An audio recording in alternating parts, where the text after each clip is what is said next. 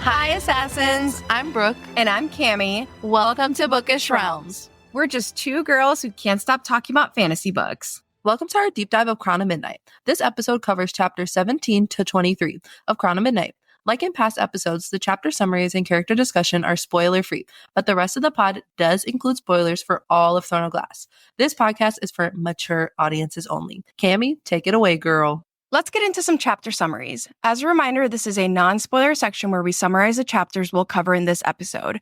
So if you haven't read the entire series, but you have read chapters 17 through 23 of Crown of Midnight, you can listen to this section. Chapter 17. Celaena's stuck guarding a ball and is not having it. Frustrated, she sneaks off to the gardens and ends up dancing alone under the stars, a moment of quiet rebellion. But she's not alone for long. Kale finds her and their chemistry explodes into an intimate, unscripted dance that leaves sparks in the air. Meanwhile, inside the ballroom, Dorian and Nehemia are not dancing. Nehemia confronts Dorian about the expansion of slave labor camps, pushing him to stop playing the passive prince and take a stand against his father's cruelty. Chapter 18. Celaena visits Archer's luxurious townhouse, demanding answers about the rebel movement. Archer, the charmer, stalls for time and suggests she get intel from Dorian or Kale instead. Later, Dorian faces his own storm, literally. At a council meeting, he clashes with his father over the brutal expansion of the Kala Kala labor camp. Fueled by anger, Dorian storms out, but his rage unleashes something terrifying. When he punches a wall, his magic explodes, cracking stone and shattering windows. Freaked out, he retreats, scared of himself. That evening, Celaena is spending quality time with Kale, and they share a tender, chocolate cake-fueled moment. But the sweetness fades when Dorian shows up at Celaena's door. He's clearly shaken, hiding his secret and burdened by the weight of what he's discovered. Chapter 19. The king orders Kale to keep tabs on Nehemia, warning him about her growing influence and an anonymous threat against her life. Meanwhile, Dorian is still grappling with the discovery of his magic. He hits the training grounds, looking to blow off some steam. Enter Roland, Dorian's cousin, who casually reveals that he's managed to pause the labor camp expansion vote. But is Roland really as harmless as he seems? Dorian isn't sure, and neither are we. Chapter 20. Celaena sneaks back into Elena's tomb, hoping to unlock its secrets. She tries fitting the eye of Elena into the eye-shaped hollow in the wall, but nothing happens. Mort, the sassy magical door knocker, cryptically tells her she's asking the wrong questions. Frustrated but determined, Celaena leaves, vowing to uncover the truth. Nehemia's advice to let it go? Yeah, that's not happening. Chapter 21. As the 10th anniversary of her parents' murders looms, Celaena slips out of the castle before sunrise. It's a day heavy with grief and memories. When Kale goes searching for her, Nehemia explains the significance of the day. Celaena was just 8 years old when her parents were brutally killed during Otterlin's conquest of Terrasen, a tragedy that reshaped her entire life. We flash back to just a year before, when Celaena's grief and anger led her to snap at Endovir. Her grief is so raw and real. Celaena returns to the castle that night, where Kale comforts her. They share another tension-filled, slow burn moment. Chapter 22. Dorian dives into the depths of the castle library. He's desperate for answers about his magic and begins researching his own lineage. He uncovers legends about Elena, the half-fae princess who married the first Havillard king,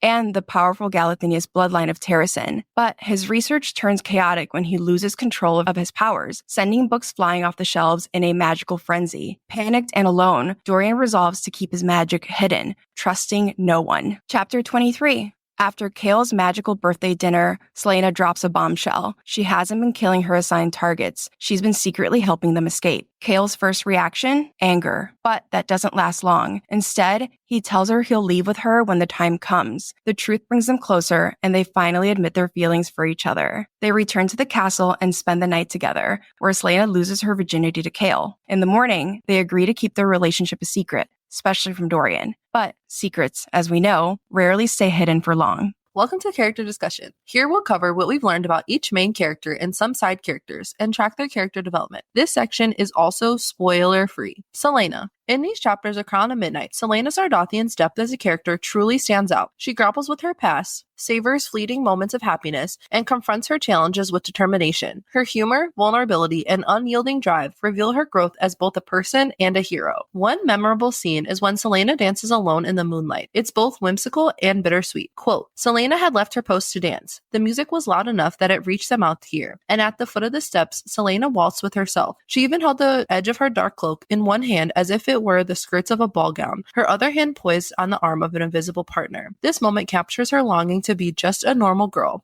free from the heavy responsibilities of her life. She admits, quote, "I heard the music and I just wanted to dance for a few minutes, to just forget everything for one waltz and pretend to be a normal girl." These scenes show Celaena's softer side. For someone so often described as deadly and calculating, her moments of carefree joy make her relatable. They also highlight the tension between the life she dreams of and the harsh reality she faces. Celaena's growing feelings for Cale add another layer to her character. When she dances with him, their connection speaks volumes without needing words. Quote, "When her eyes found his, she forgot about the cold, and the moon, and the glass palace looming above them. The secret library and the king's plans and Mort and Elena faded into nothing. She took his hand, and there was only the music and Cale." In that moment, Celaena realizes, quote, "After 10 long years, Celaena looked at Cale and realized she was home. After years of betrayal and loss, she begins to trust again. She even dares to imagine a future with Cale, thinking she and Cale would never be a normal boy and girl, but perhaps in that world they could make a life of their own." However, Celaena's darker side is never far away. She reveals her brutal past in Endovir, where she took revenge on cruel overseers. Quote, "The 2 guards at the end of the tunnel were dead before they realized what was happening. She had marked their faces the day they dragged that young Elway woman behind the building, marked every detail about them as they used her, then slit her throat from ear to ear." This memory shows Celaena's sense of justice and her willingness to protect the innocent, but it also reminds readers of the emotional scars she carries. Her ability to move between moments of vulnerability and ferocity is a part of what makes her so compelling. One moment she's waltzing in the moonlight, the next she's reliving cold, calculated revenge. Celaena's guarded nature also shows in her tense conversation with Archer Flynn, quote, "Or is it because you don't actually trust either of them?" She shot to her feet. "Don't presume you know anything about me, Archer." Her sharp response reflects how hard it is for her to trust, even as she forms new relationships. Past betrayals keep her from fully opening up. She stays independent, partly out of fear of endangering those she cares about. Her desire for freedom becomes clear when she reflects on what she truly wants. Quote, "Live my life, I suppose. Live it the way I want to, for once. Learn how to be a normal girl." This ties back to her dancing alone and dreaming of a future with Cale. Beneath her assassin's tough exterior, she's a young woman yearning for freedom, not just from the king's control, but from her past and the weight of her identity. These chapters showcase Celaena's many sides, her fierce strength, her vulnerability, and her constant battle between who she is and who she wishes she could be. From moments of playful dancing to haunting memories of vengeance, we see a character who is larger than life, but also deeply human. Her journey is about more than survival. It's about letting herself feel love, joy, and hope while she's facing her darkest truths. Next up, we have our boy Cale. In chapters 17 to 23 of Crown of Midnight, Cale Westfall's character grows as he struggles with duty, loyalty, and his feelings for Celaena. These moments reveal his inner conflicts and how his perspective starts to shift. Cale's sense of duty has always defined him.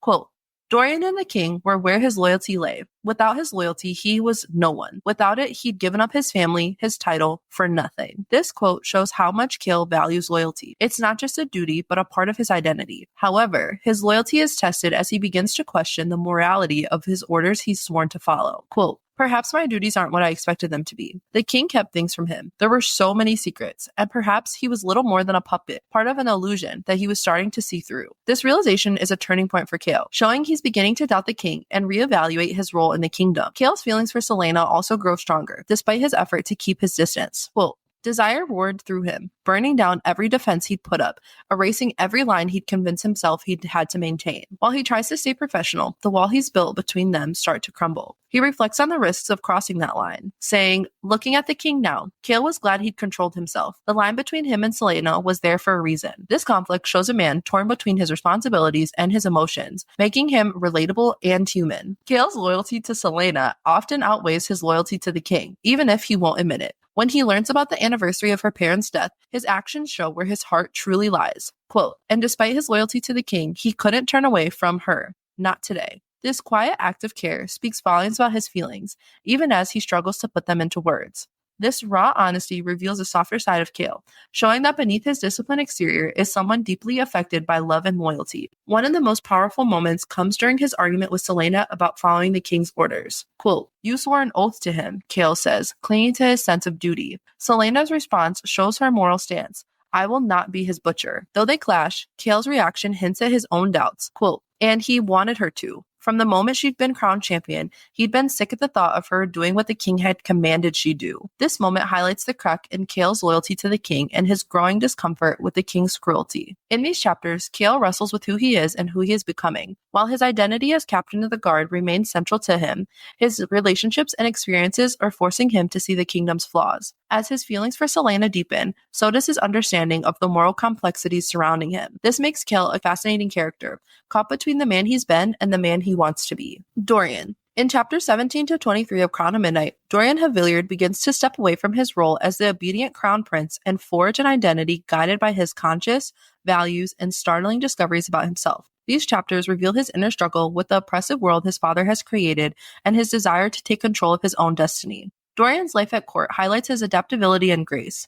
Despite the emptiness of court politics, he plays his role flawlessly. Quote, Dorian played his role well and smiled through the waltzes, a graceful and competent partner, never once complaining or turning any lady away. This shows his self-control and patience, but also the facade he wears.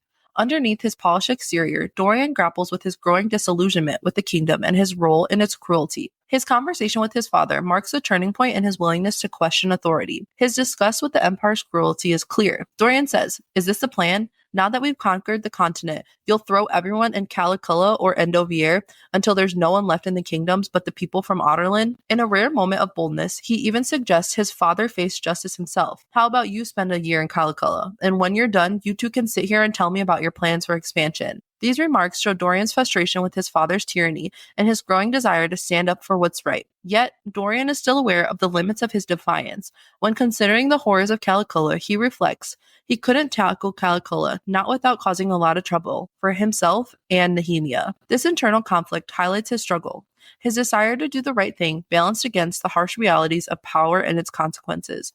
Dorian's understanding of these complexities reveals his deepening maturity. The discovery of his own magic is a shocking revelation that changes everything. Quote, the wall had splintered, but remained intact. The ancient window, however, had shattered completely, a perfect circle, clean of debris, as if the glass and wood had showered everything but him. His reaction shows the weight of this discovery. Quote, Dorian dropped to his knees and was violently sick. In a world where magic had been stamped out, Dorian's newfound power is both terrifying and isolating. His fear is palpable. Quote, if anyone found out about what happened in that hallway yesterday, about the magic he might have, his father would kill him. This fear underscores the precariousness of his position, even as a prince, and the courage he will need to navigate this dangerous new reality. Dorian's magic stirs, feeling of temptation and danger within him. Quote, his hands trembled, and not just with fear. No, there was some force still running through him, begging him to unleash it. This internal conflict adds complexity to his character. While his magic offers him a new kind of strength, it also sets him apart and leaves him struggling to control something he barely understands. His search for answers reflect his intelligence and determination. Quote, but he'd been here for 3 hours now, and none of the rotting old books held any mention of magic wielders. This curiosity shows that Dorian refuses to let fear hold him back. His determination to uncover the truth about his powers mirror his growing willingness to challenge the world around him. In these chapters, Dorian's growth is evident. He questions authority, faces his fears, and begins to accept the responsibility for his own choices. He is no longer just a charming prince bound by his father's will. Instead, he is becoming a man who seeks justice, dares to defy expectations, and starts to understand the potential and danger of the power he possesses. Next up, we have our side characters. Let's start with Nehemia. In these set of chapters, Nehemia stands out as a character of unwavering conviction, moral clarity, and quiet strength. Her words and actions challenge others to confront hard truths, take responsibility, and act with courage. Through these moments, Nehemia proves to be both a guide and a force for justice in a world filled with cruelty and compromise. Nehemia's confrontation with Dorian shows her willingness to speak truth to power, even when it's uncomfortable. She asks him directly, if Celaena were shipped to Caliculla, would you free her? Would you put a stop to that camp? This question forces Dorian to face the limits of his privilege and empathy. His hesitation, admitting that he thought about the others suffering in the camps, but not for as long as he should have, reveals the gap between his good intentions and meaningful action.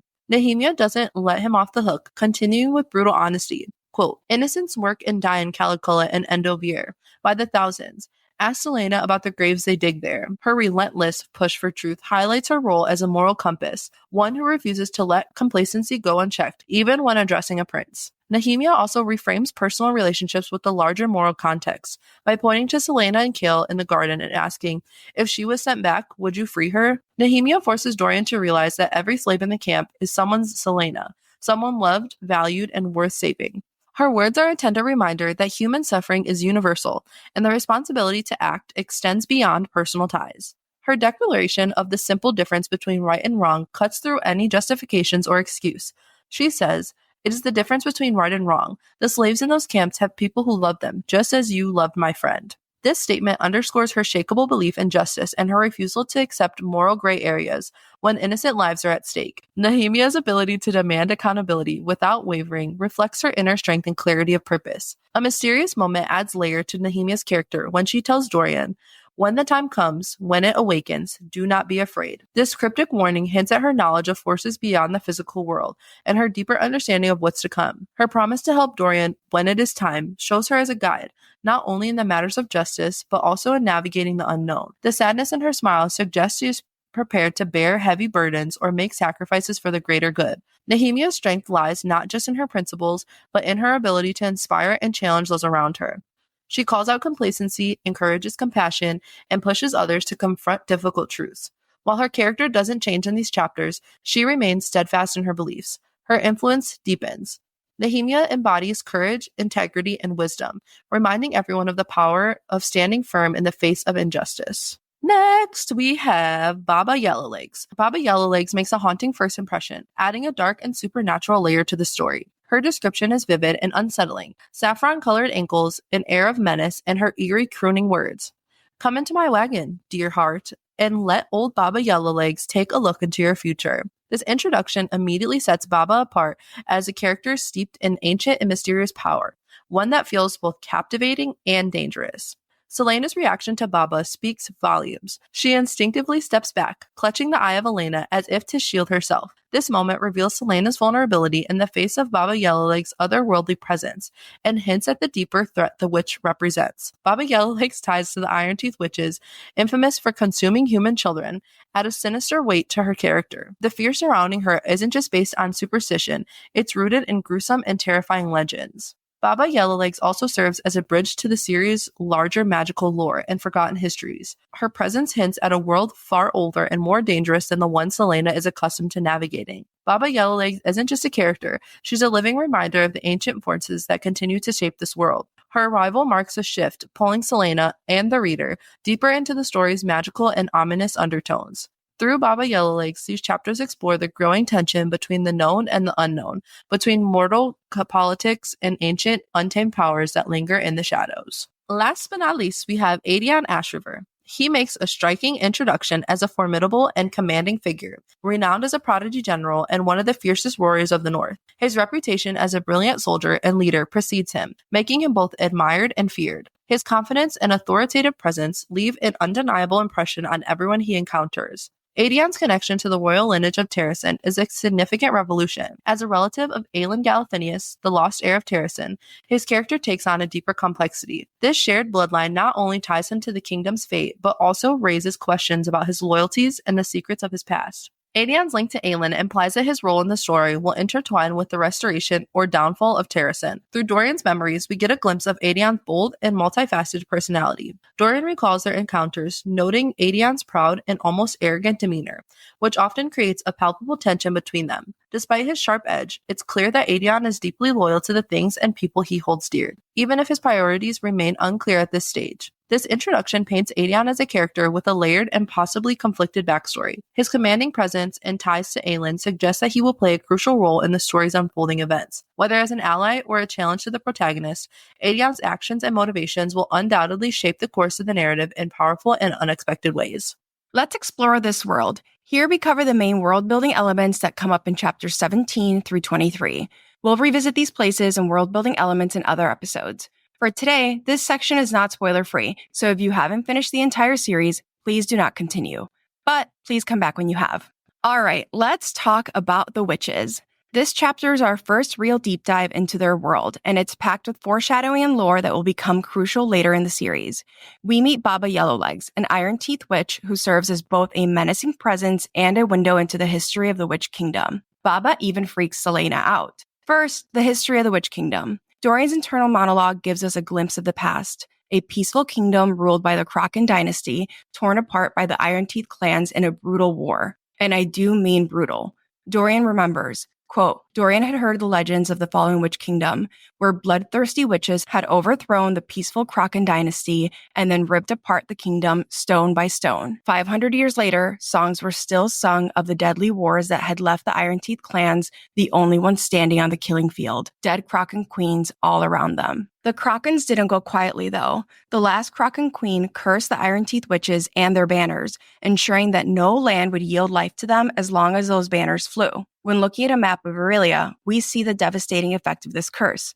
The Witch Kingdom lies in the Western Waste, a region that was once fertile and thriving. Later in the series, as Manon works to unite the witches, this curse resurfaces and plays an important role in the witches' story and the fate of their fractured clans. Then there's Baba Yellowlegs herself. We meet her at the carnival, where she's running what looks like a fortune-telling scam. But this is no ordinary fortune teller. She's a full-on Iron Teeth witch, and her description is unforgettable. Quote, "Welcome, welcome," shouted an old woman, bent and gnarled with age, from a podium at the foot of its stairs. A crown of stars adorned her hair. Dorian blinked, then blinked again at the sight of the woman's teeth. They were razor-sharp, like a fish's, and made of metal, of iron. Baba Yellowlegs isn't just a carnival witch or an oracle, though. She's deeply tied to the dark history of the Witch Kingdom. During the fall of the Kraken dynasty, the Iron Teeth clans not only destroy the Krakens, but plunder their treasures. Baba Yellowlegs took one of their greatest heirlooms. Baba stole the crown of stars from the corpse of Rhiannon Croken. She's wearing this crown when we are first introduced to her. This crown, passed down from queen to queen, remained with the Yellowlegs clan until much later in the series, when Manon retrieves it after killing the Yellowlegs matron. If you're imagining Baba Yellowlegs as a creepy Disney villain-like style hag, you're just like us. But she's not all carnival theatrics. She claims to be the last-born witch in the Witch Kingdom, and Selena's reaction to her is telling. Selena, who doesn't scare easily, is pale as a ghost when she realizes she's dealing with a witch. Selena's fear isn't unwarranted. We get a sense of just how terrifying these witches are through her thoughts. Quote, "She knew the stories, legends that had given her brutal nightmares as a child. Seeing that woman, feeling the sense of otherness that radiated from her, Selena had no trouble believing that these witches were capable of consuming a human child until nothing but clean-picked bones remained." This is a recurring theme with the Iron Teeth witches. They're not just powerful, they're the witches of our nightmares. But before we move on, let's talk about the name Kraken. In Welsh, Kraken means cauldron, so the Kraken witches are literally cauldron witches. In typical folklore, witches are often linked to cauldrons, brewing potions or casting spells, but that's not the case here.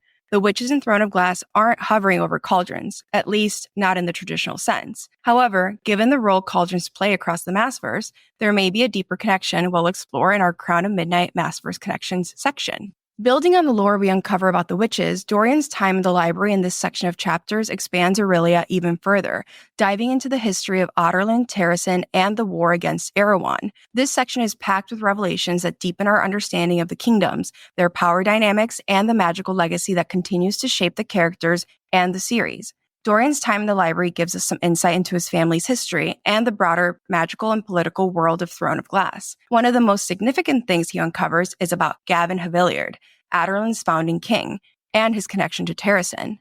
Gavin was a mortal prince who led a war band against Erewhon, the Dark Lord, into the depths of the Rune Mountains. The war was brutal, and only a third of his men survived. As a reward for his efforts, and as a part of his marriage to Princess Elena, the half-fae daughter of Brannon, Terrasen's first king, Gavin was gifted the territory of Adarlan. This was more than just a political alliance. It set the foundation for the Haviliard dynasty. This also gives us some context about the disappearance of magic. Dorian's research reaffirms what we've learned so far. When Adarlan rose to power, magic began to vanish from the continent. Later, we learn that magic was purposely removed from Aurelia by the king, Dorian's father, using word keys and the 3 obsidian towers. The Fae, along with mortals who wielded magic, were driven out, partly because of Adarlan's military strength and partly because of fear and desperation among the kingdom's people. This marked a major shift, not just politically, but magically, with Adarlan suppressing magic while gaining power. Dorian also uncovers details about the Galathinius family, the ruling line of Terrasen. They weren't just magically powerful, they were a powerhouse. Other kingdoms feared them, but what's fascinating is how they wielded that power. Despite their immense strength, they were not focused on expanding or conquering. They only fought when threatened, and their retribution was swift and brutal. But They always kept to their borders and prioritized peace over power. This is such a stark contrast to Otterlin under Dorian's father, who uses power as a means of domination and control. Dorian reflects on this difference, reflecting on the aggressive, destructive path his father has taken, especially when compared to the restraint and wisdom of the Galathinius line. This is our analysis and foreshadowing section, which is not spoiler-free. We'll break down parts of the text that tie into or foreshadow future events in the series. If you have not read all of Throne of Glass, please do not continue. Let's start with the moment I've been waiting for. Chaol and Celaena, a tale of a perfectly burned, slow burn. This set of chapters, Chaol and Celaena finally get together. It's sweet moment after sweet moment for our two little babies. After rereading this, we do have to note that SJM just really tried to sell us this couple. I mean, she really had us wanting a whole life for them and for them to be together forever. But we can start the sweet moments with the dance in the courtyard. Celaena's a guard at the ball, and Celaena being Celaena, she leaves her post. Chaol tracks her down because what is she doing? And she's dancing. We get this beautiful moment that's full circle because in Throne of Glass, Celaena asks Chaol to dance at the Yolmes ball, and Chaol refuses because Parrington is present. Here in the courtyard, though, the roles switch. Chaol asks Celaena to dance instead, which is cute. I fuck with it, you know? For once, you fuck with it. For once, I fuck with it. And when Celaena calls him out on those roles being reversed, Chaol's response is just like filled with layers. He says, things are different now. And then they start dancing. And Celaena's inner monologue during this part is just so telling. She says, quote, when her eyes found his, she forgot about the cold and the moon and the glass palace looming above them. The secret library and the king's plans and Mort and Elena faded into nothing. She took his hand and there was only the music and Chaol. Chaol, and honestly Sam too, represent Celaena/Aelin wanting the freedom of a normal life. All the things that weigh on her fade away when she looks at him. Yeah, but I think also like the fact that Chaol represents that normal life that Celaena wants, that's like the exact reason why they don't work out, which she even says like while they're dancing. She says, we'll never be a normal boy and girl, will we? And she's right. Like, Celaena will always be Aelin. She will always be Queen of Terrasen. And like, as the series progresses, Chaol also has his own important part to like play in this war. Cue the song that's like, I always feel like somebody's watching me. Sorry if you're listening to this in the car. I know. I hope I don't bust your windows out. But anyways, because who's watching them?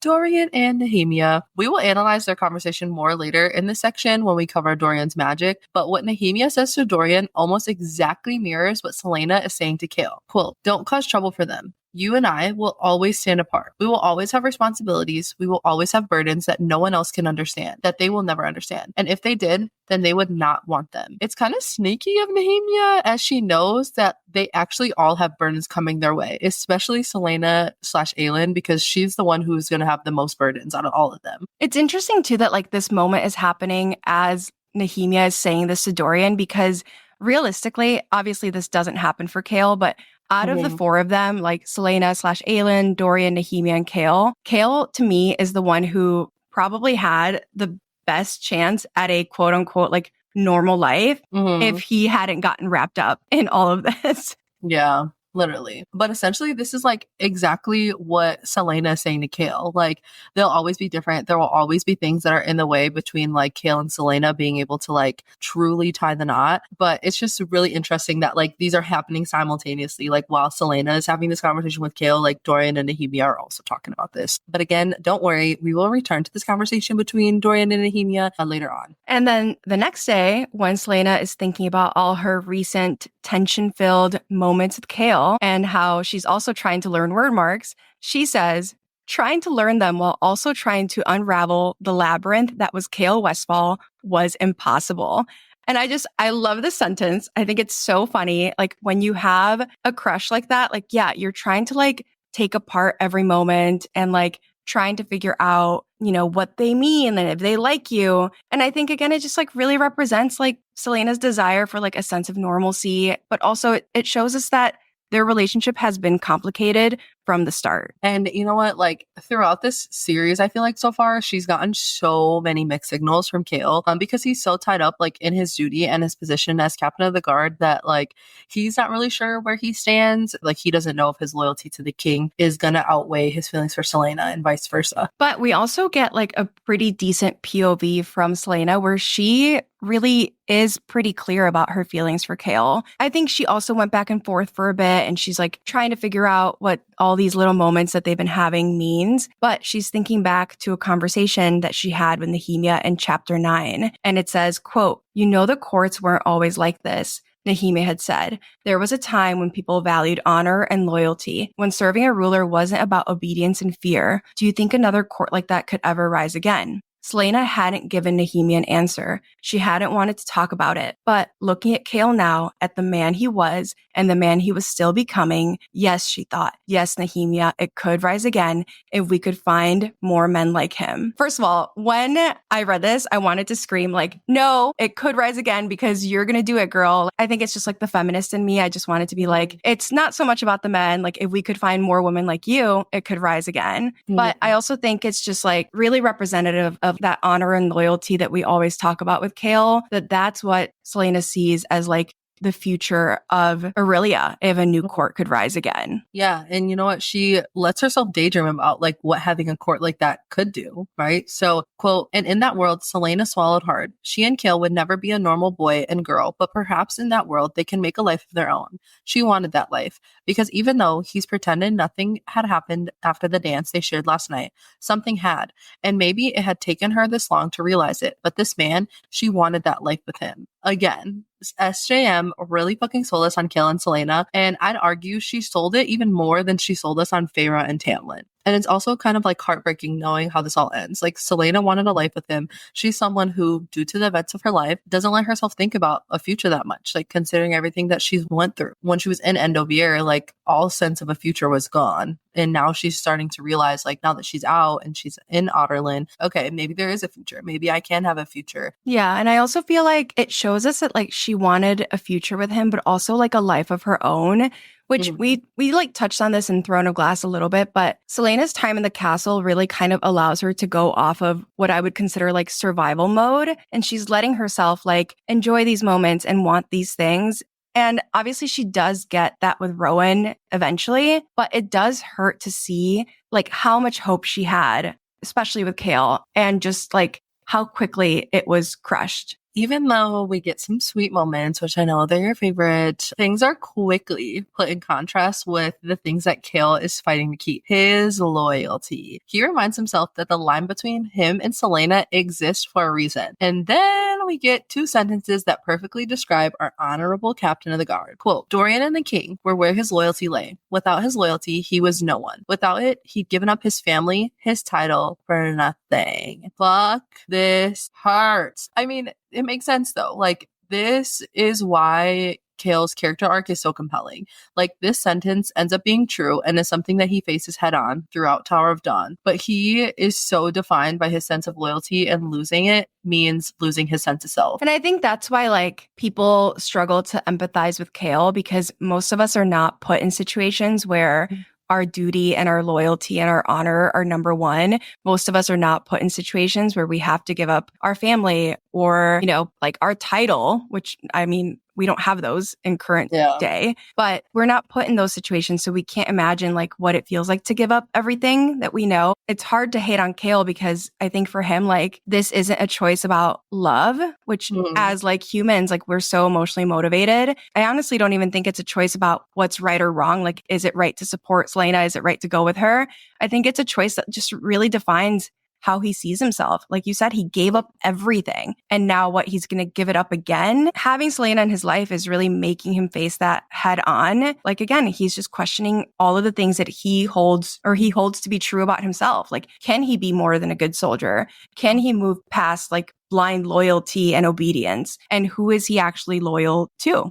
But this like back and forth for Kale, like this whole my honor, my loyalty, but also I really like this girl and we've grown so close. It's explored even more when we see how Kale supports Lena when he's informed by Nehemia that it's the 10th anniversary of her parents' death. So much happens in these chapters. Honestly, it's like jam-packed. Every chapter is something else. But Selena has left the castle to, cope with her grief in her own way. And he waits all day for her to return. And when she comes back, he's got chocolate cake ready for her. And before he can even help himself, she walks in and he pulls her into a hug that just like very quickly escalates. Mm-hmm. And Kale, who is usually like so controlled, can't help but reach for Selena. It says, quote, he should step back, put more distance between them. This one line is just like so representative of his whole internal struggle. Like he's always thinking of like, I need to step back. I need to I think he always feels like he has to take a beat before he makes a decision. He knows what he should do, but he can't help but feeling that like pull toward her. And I feel like his physical closeness to her heightens like the tension, right? So his actions speak volumes. He like slips that hand around her waist, and then with his other hand, he's like twirling her hair and he's like holding her tightly. Like his heart is pounding. So he knows like she can feel it. Like the moment isn't just about like comforting her. It's also about like their connection. Kind of like we talked about earlier. It's with the unspoken words, right? Like it's these little like intimate action or interactions with them that like you can tell that their relationship has taken like a much deeper turn than it was initially. And his internal battle in this moment is just like, it's so interesting. Like he does notice everything during this hug. He talks about like the texture of her hair, the way she smells, like the feel of Selena's fingers digging into his back, because she's into this too. Like she's also hugging him back really tightly. And Kale really tries to like shove those thoughts down, and he like has to fight to like hold his composure because it is just like a really hard day for her. But he also, he goes, quote, there were other kinds of comfort that he could give her than mere words. He shoved down that thought too, swallowing it until he nearly choked on it. He's like, I could make you feel good if that's what you need. Like you really feel though, as these moments like ramp up, as we get closer to them actually getting together, like his control is slipping and he's really fighting like what his heart and what his body want versus like what his brain and what his loyalty are telling him to do. Mm-hmm. And like the physical connection deepens as her fingers start like moving down his back with what he feels is a fierce kind of possession. This is like really the tipping point. Like if she continues to keep touching him, like he knows that like this little bit of restraint that he's like having on himself is gonna just shatter and he's gonna like give in. And he ends up pulling her back and just far enough like so that they can meet each other's gaze, or so that she can meet his gaze. The description here is electric. Quote, he found himself gauging the distance between their lips, and his eyes flickered between her mouth and her eyes. If you know, you know. Like, you know how intense those type of moments are. Like, if you know, you know. Yeah, that's always what happens before you're about to kiss someone. Yeah, like, you know. And it's literally like the longer that they are with each other and this close to each other, it's just like each one of those little pieces is continuing to like burn up. He's like, okay, check. Okay, we keep doing this. I'm going to fucking explode. Like actually explode. I'm going to bust a nut. Yeah, literally. He's yeah. But I think that's what's like funny. Like it's hard to remember, but these are literally just like early 20s horny kids. Like that's what they are. They're just in their early 20s. They want to fuck. I think it's interesting too. He's not the one who pulls away. Selena's the one who kind of pulls away, and she cools this moment off with really what's like a heartbreaking quote. She says, I can't tell if I should be ashamed of wanting to hold you on this day, or grateful that despite what happened before now, it somehow brought me to you. And this is honestly just like directly tied to what Kale thinks later on during his birthday dinner. He's a son of Otterland and she's a daughter of Terrasen. It's literally like star-crossed lovers. They're like just Romeo and Juliet. Yes, like it's like saying like he's from the wrong side of the tracks and she's like a rich, wealthy girl. Obviously that's not the situation, but that's what he's getting at, is that like there are so many fundamental things that keep them apart. And like we've said, like it ultimately contributes to the breakdown of their relationship. And like we will continue to see these issues in this book, obviously, but they're especially highlighted in Queen of Shadows, which is where I start to become like a certified Kale hater. Even after Kale has started to work with the rebels, like we see how different they truly are. But ultimately, Kale is what Selena needed like in this moment, and she will always be grateful like for his presence in her life, because I do think that like for Selena, like she needed to learn how to love again. And she needed to learn how to like be a partner to somebody again before like her and Rowan could have essentially like turned into what they are. Because after she lost Sam, I think that it really like that really hit her hard. Like it took a turn on her. And I think that without Kale, it would have taken even longer for her and Rowan to like realize what they were to each other. Because I think she would have really shut that shit down very fast if Kale would have never came around.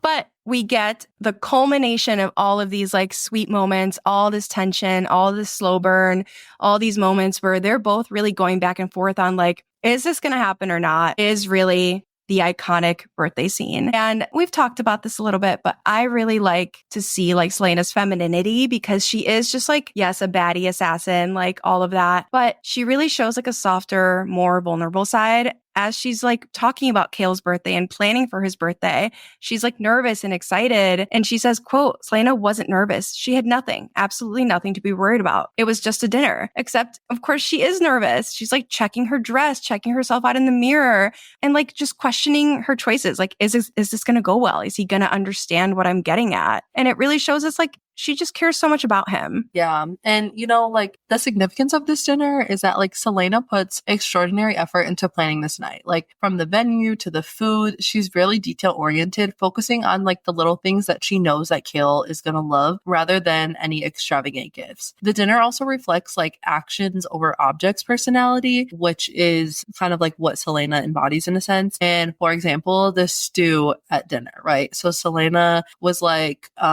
Dorian got you an Asterian Stallion. And Kale was like, but Dorian doesn't know what my favorite stew is, does he? And Celaena has clearly been paying attention, learning what he likes and what he dislikes, which also goes into like just the thoughtfulness of it. And it like goes further than that. Like the whole way that the venue is set up, she transforms this like rooftop greenhouse restaurant situation into the garden from Rena Goldsmith's song, which is just like really meaningful when you think about how defining that moment was for them. Like that's when Kale holds her hand under the table and they have this like quiet moment between them. And yeah, she says, it's the Fey Woman's Garden from Rena Goldsmith's song. When I was reading this, and maybe this is a stretch, but I do think it's like, it mirrors the scene in Assassin's Blade when Sam gives Celaena the sheet music for her favorite song. It just really adds that like emotional layer. And it almost makes me feel like Sam loves Celaena in such a beautiful way and showed her love and like through these acts of like, you know, acts of care. And she's doing that now for Kale.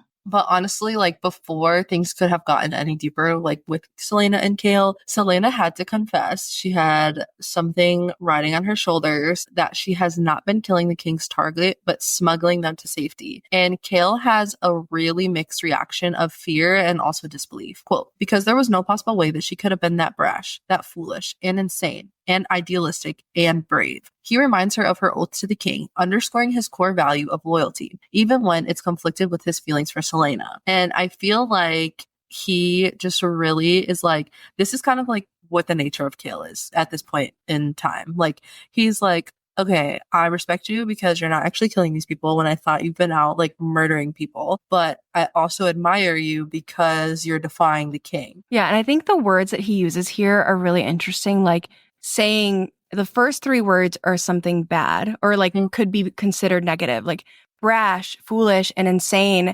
But then he pairs it with idealistic and brave, which is really like, that is who Aelin, our queen, ends up being. She is idealistic and brave. She like pictures a better world. But this is really like the turning point for Kale, is this her revealing what she's actually been doing. She also pairs it with, yeah, if the king realizes what I'm doing, I'm going to go very far away to avoid the consequences of these actions. And Kale realizes like he could lose her. She could be gone and he's never going to see her again because she has to care about her safety. She has to get out. She hasn't been doing what she's supposed to be doing. And that fear that he has of losing her, it makes his decision for him, basically. He says, quote, we'll find that place then. I'll go with you. I would be the greatest fool in the world to let you go alone. He can't stand the thought of losing her. And this is where he makes that decision. He shatters like that invisible line that he's been holding. And right before they kiss, Celaena says, you remind me of how the world ought to be, what the world can be, which is just so sweet. Like, again, they really just see each other through this like, just like beautiful lens. And it sucks because it all falls apart so quick. Yeah. For Selena, the kiss feels like coming home. She also thinks he would give up everything to go with her. And this parallels Sam's doomed promise to run away with her as well, because he does talk about running away with her in Assassin's Blade. And we all know R.I.P. Sam. We know that he ends up dying. And honestly, like, we should have known from the start that it was going to all fall apart. But it is just really interesting, like, how many parallels, like, Kale and Selena's relationship have to Sam and Selena's relationship. But, you know, they kiss and then they kiss more. They just kiss for a very long time. And it's very passionate. They're really trying to get it on in this rooftop. But they do return to the castle where Selena and Kale have sex for the first time. It's Selena's first time, which is funny because SJM like famously avoids writing explicit first time scenes and weddings. And this is no exception. It is very much fade to black, but I guess she does make up for it by giving us their little closet scene later on. However, she's not off the hook for what Lorcan did with the fade to black with the lead. But it does explain why that was fade to black, since she doesn't like to write these like first time scenes for women. The next morning is a super tender moment between the two of them. Selena recalls like Kale kissing her the night before, like kissing her scars. They even shared like some pretty sweet banter between them about when they started falling for each other, which is so cute. And it's just like a sweet like moment, you know, like everyone's had that moment when you're like recapping like the night before, you know, or like when did you realize that like you started liking me or vice versa. But I also think it's an interesting moment that like Kale does kiss her scars, considering like when he first saw her scars, he asked like, what did you do to deserve them? I think that this also just goes to show like the transformation that he's went through from Throne of Glass to now, because it went from like, what did you do to deserve those to like, I would kill someone for you if they did this to you again. And for him to like just be like kissing on them and like giving like a sweet moment to like a terrible memory that's on her body, you know? And she also just like reflects on how safe she feels with him, which I think is really sweet, like after the trauma of losing Sam. And like in this section, she does think about Sam. She says like she waited too long to have sex with Sam, and before they could do it, he was murdered. So it's just sweet that she has found, as short-lived as it is, a sense of like safety and love with Kale.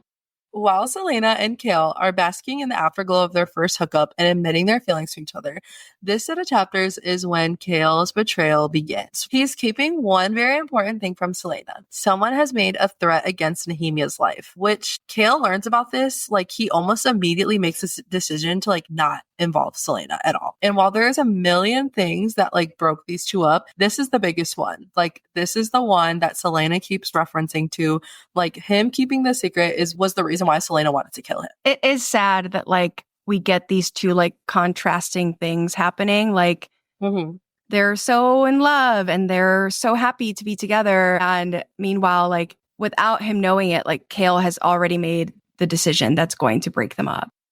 While Selena and Kale are figuring out how to go from situationship to a relationship, our boy Dorian is once again going through it. Can someone give that man a fucking break? He literally deserves a break. Dorian's transformation in these chapters is multifaceted.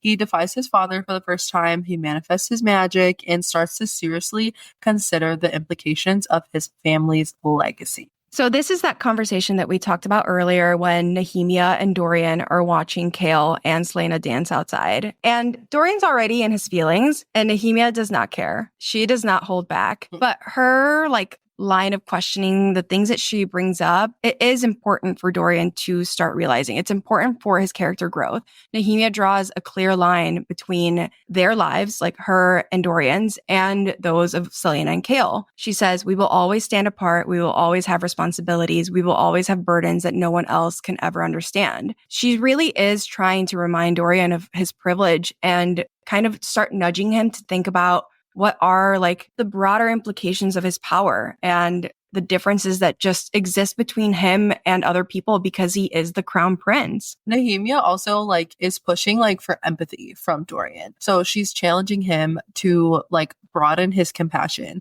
because she says, quote, if Selena were shipped to Caliculla, would you free her? Would you put a stop to the camp? So Nehemia is really highlighting like how Dorian's love for Selena isn't enough.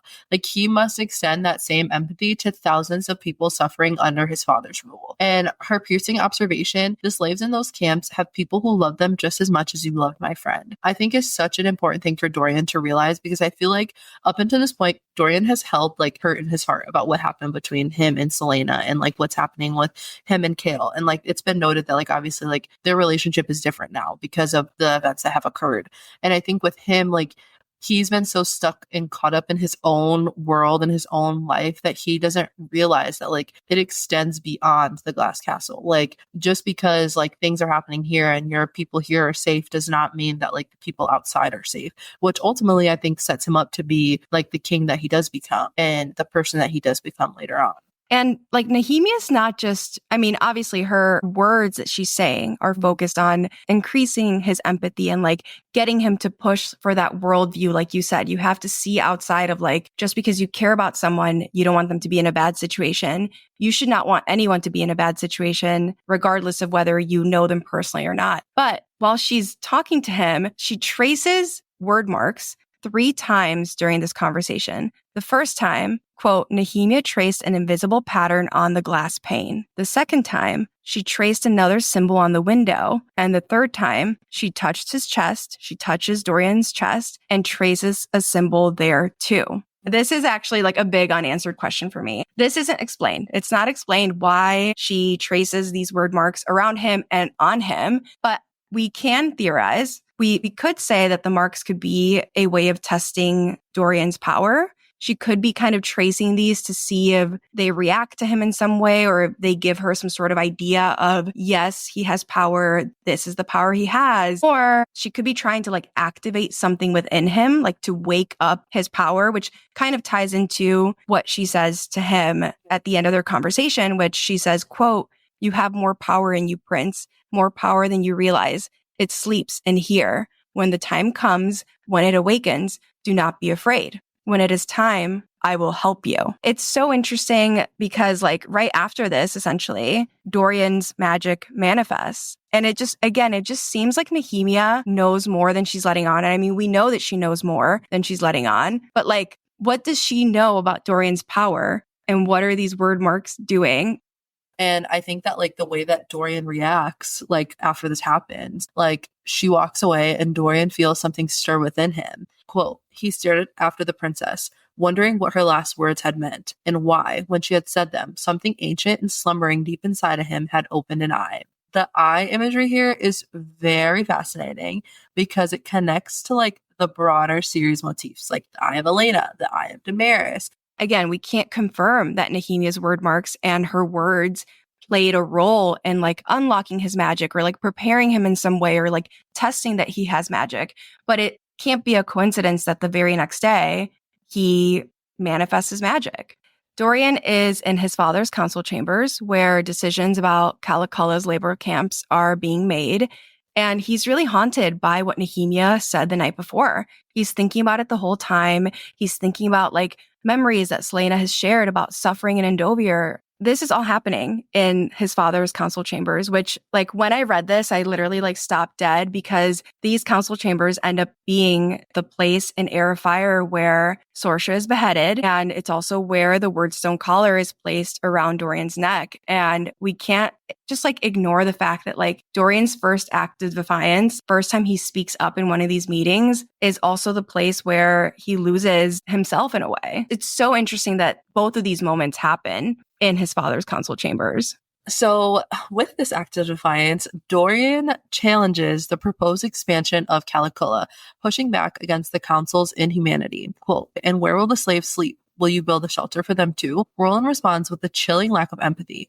They're slaves. Why shelter them when they can sleep in the mines? And like with Roland's response, like Dorian's anger like builds inside of him as he remembers like what Nehemia had said, like challenging him to see beyond like his privilege, which sets up his ability to be able to confront the king and the council directly, accusing them of tightening the leash that will eventually snap. Quote, "You keep tightening the leash and it's going to snap." And the imagery of the leash snapping mirrors the way that Dorian's magic breaks free moments later. And it's as if it's tied to his emotions. He delivers a scathing challenge to Roland and Mullison, saying, "How about you spend a year in Akalikula, and when you're done, you two can stay here and tell me about your plans for expansion." And like the king is pissed. He literally like slams his hands on the table. He's so mad. And he says, quote, "You will mind your mouth, prince, or you will be thrown out of this room before the vote." But Dorian does not back down. Like he storms out, which again, that act of defiance is so important. And he delivers his final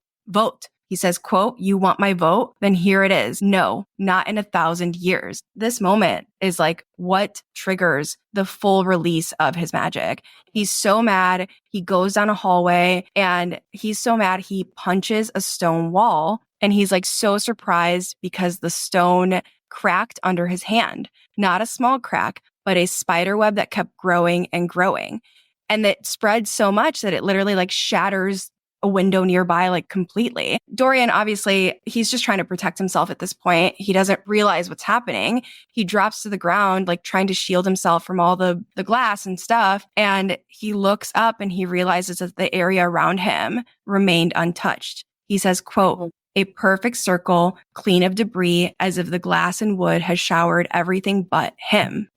And afterwards, he looks at his hand and he realizes that like there's nothing on it, despite how hard he punched that wall. And then he like literally, like, I don't know about you, but when I read this, like there was like a full movie picture playing in my head, and he literally is just like, magic, magic. Like it's literally magic, and he's overwhelmed. He's terrified.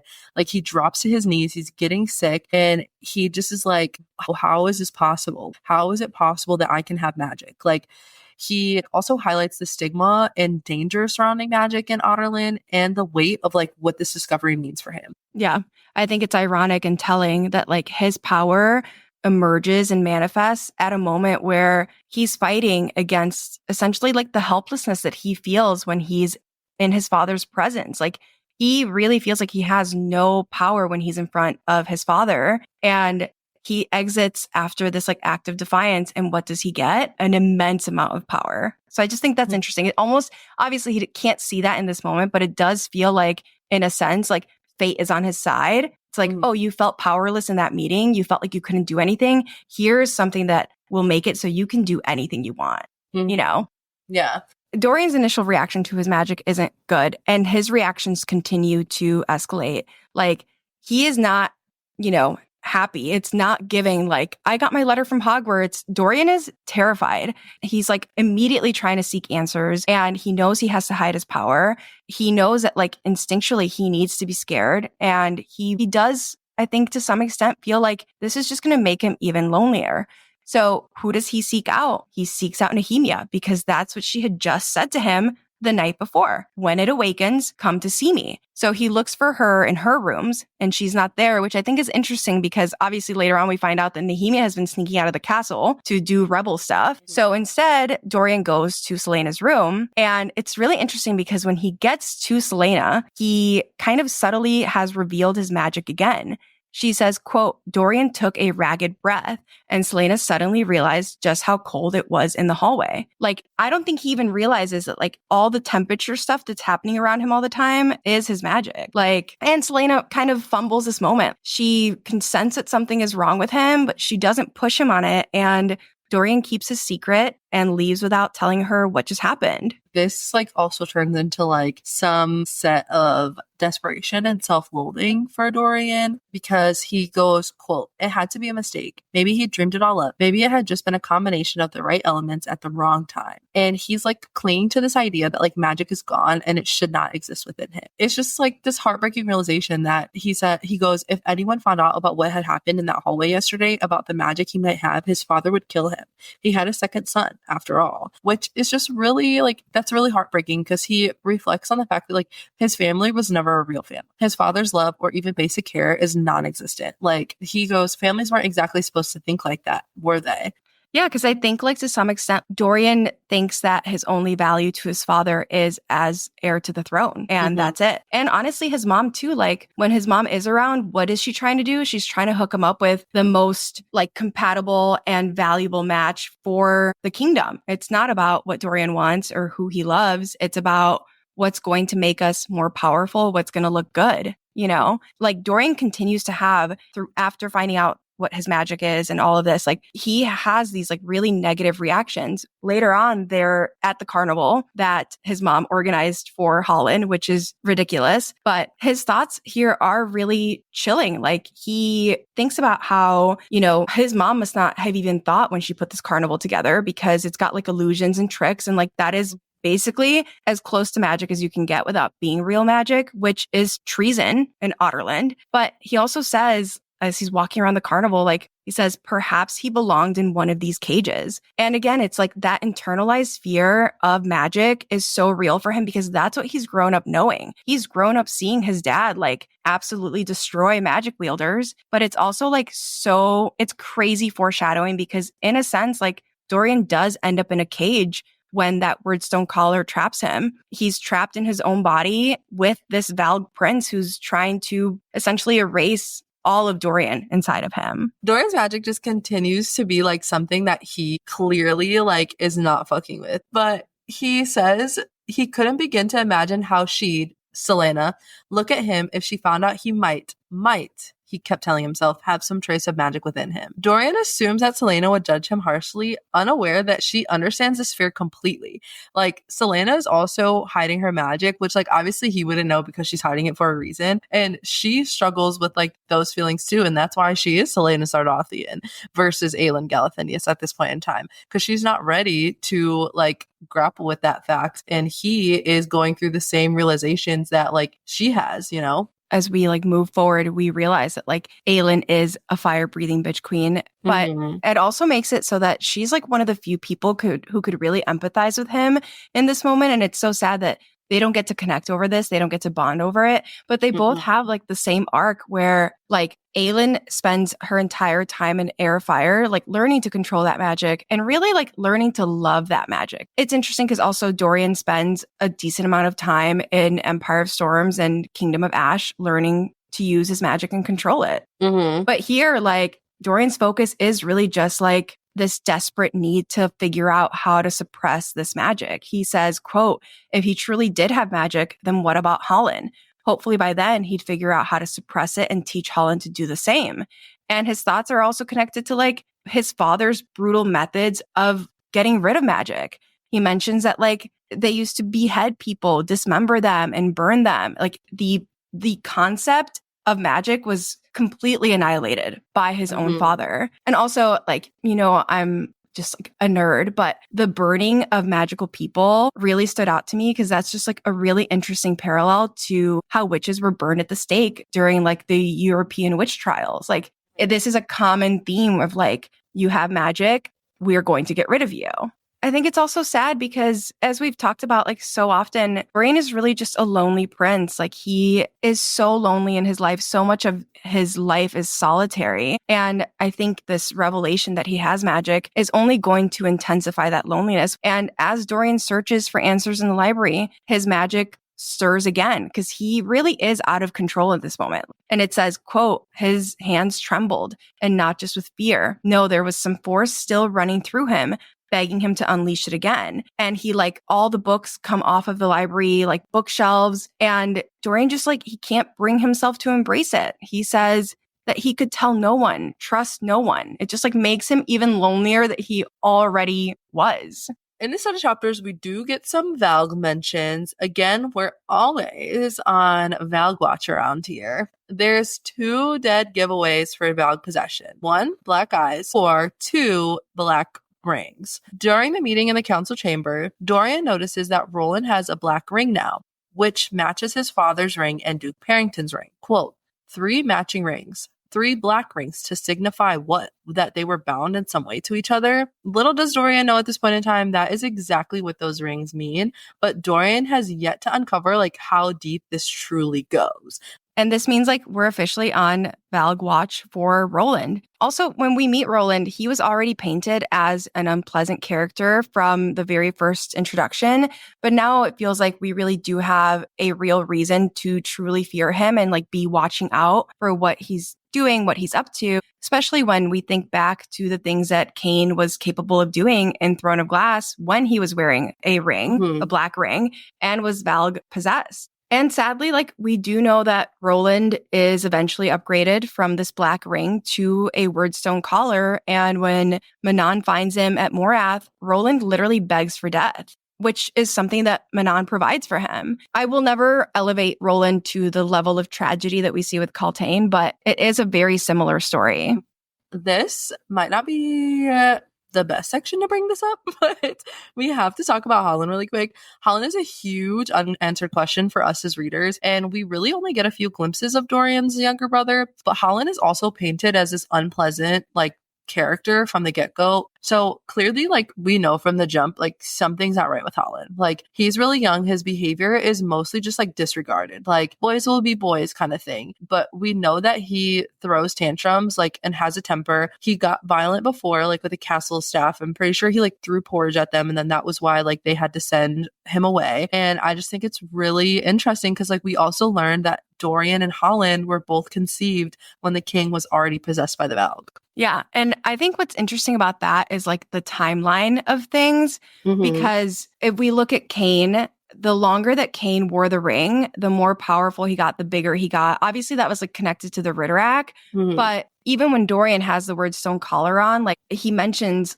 in his POVs in like Queen of Shadows, how it's getting harder to resist the Valg prince inside of him. So if we're thinking timeline wise, like Holland is much younger than Dorian, and he came along when the king's possession was much further along. So we really do have to ask is like, how much did the king's possession during Holland's conception affect who he is today? Because by the time that like Holland was conceived, like the king had been under this Valg possession for so long. And like we mentioned earlier, like Dorian even thinks to himself that he has to find a way to help Holland if he were to manifest magic later on. Like, what would that magic be like in the hands of Holland, who, like you said, we know he has a temper, he's violent, like he throws these tantrums, like, and Chaol even describes him as someone who's like already rotting away with corruption, and he's so young. And it like makes you kind of wonder, like, what is Holland's fate at the end of Kingdom of Ash? Like, we really don't get like a closure to him. Like, there's a lot of secrecy around him, and I don't know. It just like makes me think that there's more that needs to happen in Aurelia. Like, I'm just gonna leave that there. But you know who does seem to know a thing or two about fate? Baba Yellowlegs. We covered the witches and what we learned about Baba Yellowlegs in world building and character discussion, but let's get into what she yells at Celaena, Dorian, and Chaol as they walk away from her. She says, quote, "Hide from fate all you like, but it shall soon find you." It's so creepy to look at because, I mean, Baba really does paint herself as a fortune teller of sorts, and this line is really creepy to read under that lens. Celaena/Aelin and Dorian are literally on a collision course toward their fates, which they don't realize right now. But it seems like with this line that Baba Yellowlegs does to some extent. And Celaena is literally barreling towards her destiny as Aelin Ashura Galathinius, Queen of Terrasen, and the face of the rebellion against Adarlan and Erwan. Like, and not only is this happening, and like Celaena's literally on this, like, she's gonna take on this identity again. So like while this is happening, Dorian is on the brink of his own transformation, right? He's going from prince to magical king, who is also becomes a key player in the war to come. Like, without Dorian and him going through this transformation, the war would not have had the outcome that it did. Yeah. And I think it's interesting too. We get so much language around fate. Baba's words here really like hint to that idea that like fate is something that they can't avoid. No matter how much our characters try to resist or delay it or deny it, like it's going to come for you anyway. And this isn't like the only interesting thing about Baba Yellowlegs, though. She also claims to have a mirror that can see the future. And as we know, in Empire of Storms, Manon and Aelin enter the Witch Mirror to learn all about Erewhon, the prophecy, and how everything has led them here. Witch mirrors are mirrors with immense power that have various uses depending on the type of mirror in question. Some witch mirrors can be used to see the future, past, and present. And that really like ties Baba again. I love saying her name, Baba. Baba. It ties her into like those themes of prophecy and fate that we see time and time again in this series. And honestly, her words end up resonating long after her death, which Celaena takes her out, but they echo through Aelin and Dorian's journeys as they like face the destinies that Baba like hinted at so early on. Like they know they do end up having to face these things head on, just like she says. Let's switch gears a little bit. We are going to talk about the dream about the Lord of the North. Celaena is standing at the edge of a ravine, facing a chasm so vast it stretches into the horizon. This dream is familiar to her.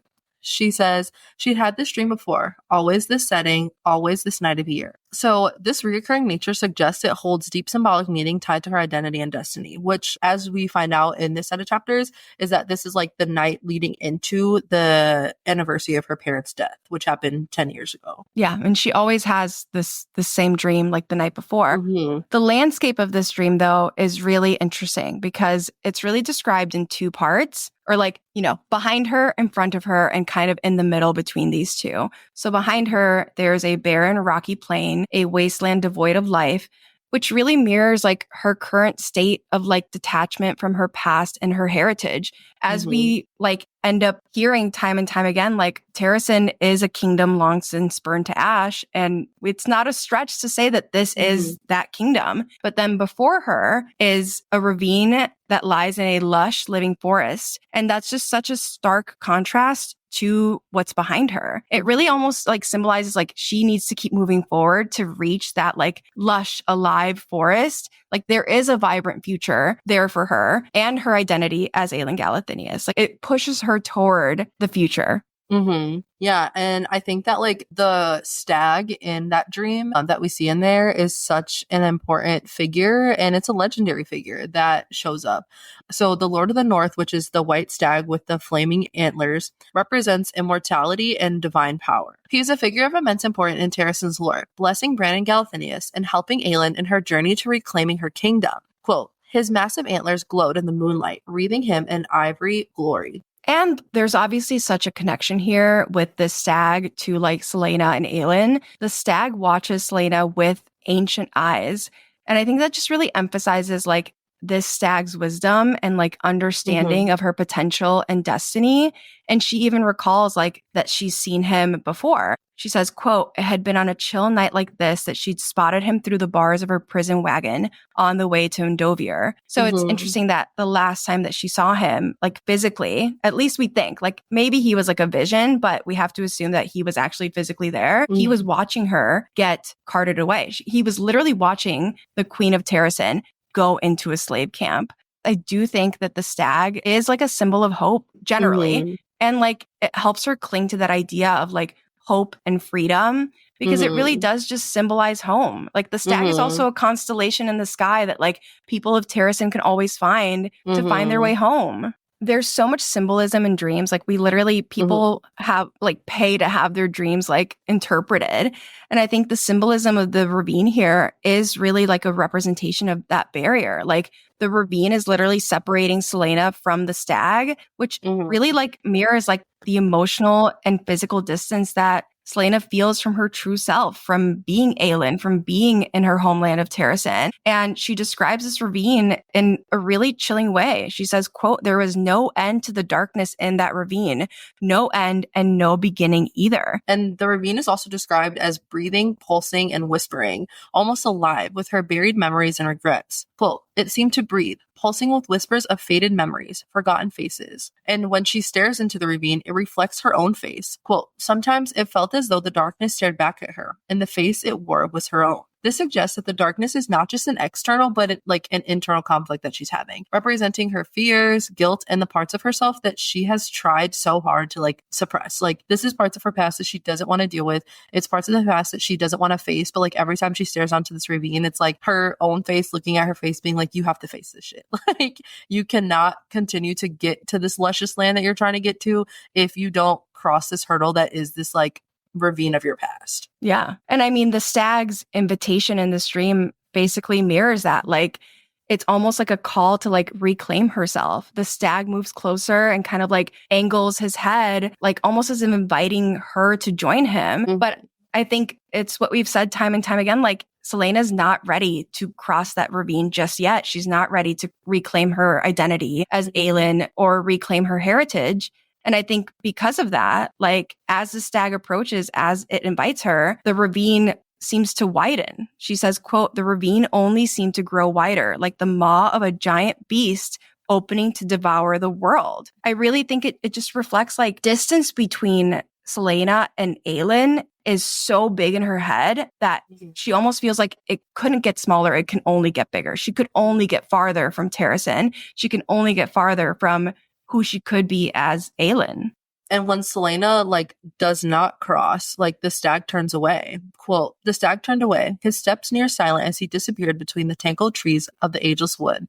His retreat signifies an opportunity lost or deferred, an acknowledgement that she is not quite ready to face her identity yet, but when she's there, when she is ready to face it, the stag will return in a sense as we see in Kingdom of Ash." This dream just really shows us Celaena's inner conflict and her desire to move toward her destiny, but the overwhelming fear of what it will demand of her. It's such a symbolic dream. And this is a perfect lead-in into talking about the anniversary of Celaena's parents' death, or Aelin's parents' death. On the 10th anniversary of her parents' death, Celaena heads out of the castle for the entire day. She is accompanied by Fleetfoot, but for the most part, she's just by herself. And she heads to a small forest in the foothills above Rifthold. And before we continue, we just want to give a trigger warning. We are going to just be talking about depictions of grief, some sexual abuse, and some suicidal ideations that come up when we are in this moment with Celaena. So please check the show notes for timestamps if those are things that you can't hear right now. We totally understand. We'll put the timestamps in the show notes of when you can return. As she walks along the forest, Celaena notes that it's silent and thinks, good. Today was not a day for the sounds of life. Today was for the hollow wind of rustling branches, for the rushing, half-frozen river, for the crunch of snow under her boots. She wants her physical environment to match what she is emotionally feeling at this point. Yeah, and that's honestly such a real thing with grief.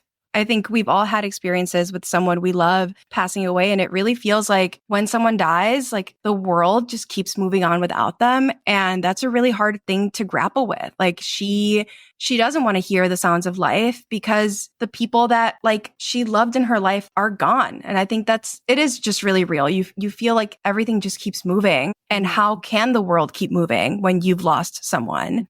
As she's walking along this forest, we also get a flashback to this exact day 1 year ago, which was a time when Celaena was still in Endovier. And this is the day that has been referenced in Throne of Glass and Crown of Midnight as the day that Celaena, quote unquote, snapped and killed several of her overseers and essentially tried to make a run for it. She thinks, quote, "Snapped implied too human a feeling, nothing like the cold, hopeless rage that had taken hold and shut everything down." And Celaena entered the flashback to the day she'd, quote, "unleash herself upon Endovier." And it's such a perfect description on how complex grief can be and how terrible Endovier actually was. Celaena even notes that as she's snapping, her fellow prisoners keep their distance as she essentially kills her way to the entrance. Quote, "But one glance from Celaena, one flash of eyes that showed she had gone beyond the edge." And Celaena had a target during this event too. She says that she had marked their faces the day they dragged that young Eelway woman behind the building, marked every detail about them as they used her, then slit her throat from ear to ear.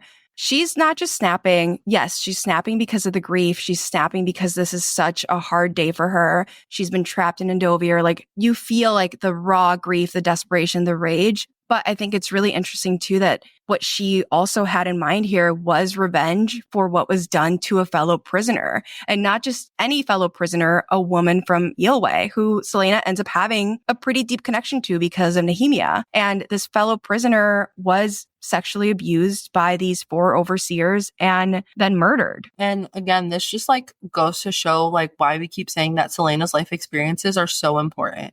Like obviously this is a tragic moment, like with like the reason why this is happening is a tragic moment, but they're all a part of like why she becomes like a great queen, because she knows like the true horrors of a kingdom that enslaves its people. And after she kills them, it's really where things take a turn. We see that Selena meant for this to be a suicide mission, not an escape. She hints at this several times as she describes like sprinting for the wall. She says, quote, "The men died too quickly, but Selena had one more task to complete before she would meet her end." And then she says, "And then she was running, sprinting for the death that beckoned her, making for the towering stone wall at the other end of the compound." And Selena knows that like these guards have been ordered not to kill her by the king. So her plan is like to kill so many of them and create so much carnage and death that killing her is their only option. But she does not make it to the wall. Quote, "But then she neared the gate and the arrows stopped. She started laughing when she found herself surrounded by 40 guards, and laughed even more when they called for irons.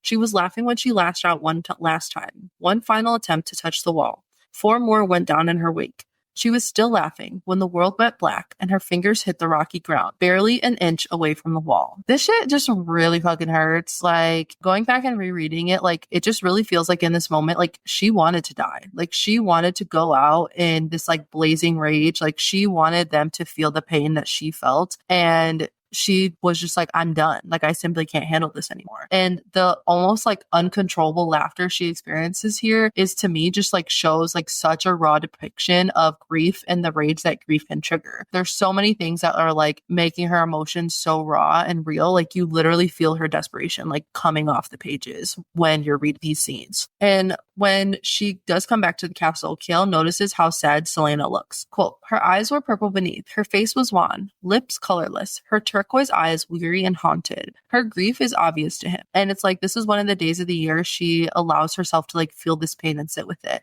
Yeah, it really does. Like, if you think back to like Throne of Glass and Crown of Midnight, and even later on, like in Air of Fire, she doesn't allow herself to think about this day, about when she lost her parents, and essentially when she lost everything. She lost Harrison, like lost her kingdom, her court. And it really feels like this is the one day where it all just kind of like comes out. Like it came out a year ago. It's coming out today. That's why she went to the forest. It is such like a great depiction of grief, because I feel like this does happen. It's almost like that whole concept of like the body keeps the score. Like, I always know when the anniversary of someone's death is approaching, just because like I don't even need a calendar. You just know, you feel it in the air. You feel different. And I feel like this is a really great depiction of that. We are going to switch gears a little bit to one of the most iconic lines throughout the entire series. So I'm going to read it for you. "Once upon a time, in a land long since burned to ash, there lived a young princess who loved her kingdom."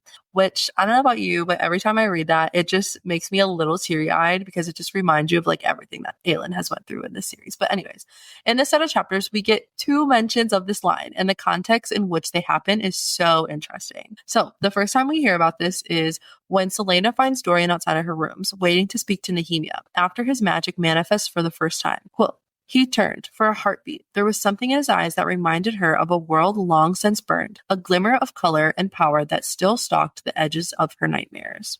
So does this mean that Dorian reminds her of the magic that existed in Terrasen before the king burned it down? But like, also, is Dorian's raw magic reminding her of the magic that used to exist? The second one is when Selena is thinking about the recurring dream she's had about the Lord of the North. Quote, "It had been on a chill night like this that she'd spotted him through the bars of her prison wagon on the way to Endovier, a glimmer of a world before it was burned to ash." This is why I do think that in that earlier quote, Selena means that the glimmer of Dorian's power reminds her of what Terrasen used to be like, because here she says that like seeing the stag reminds her of a glimmer of a world before it was burned to ash. So I feel like it's all connected.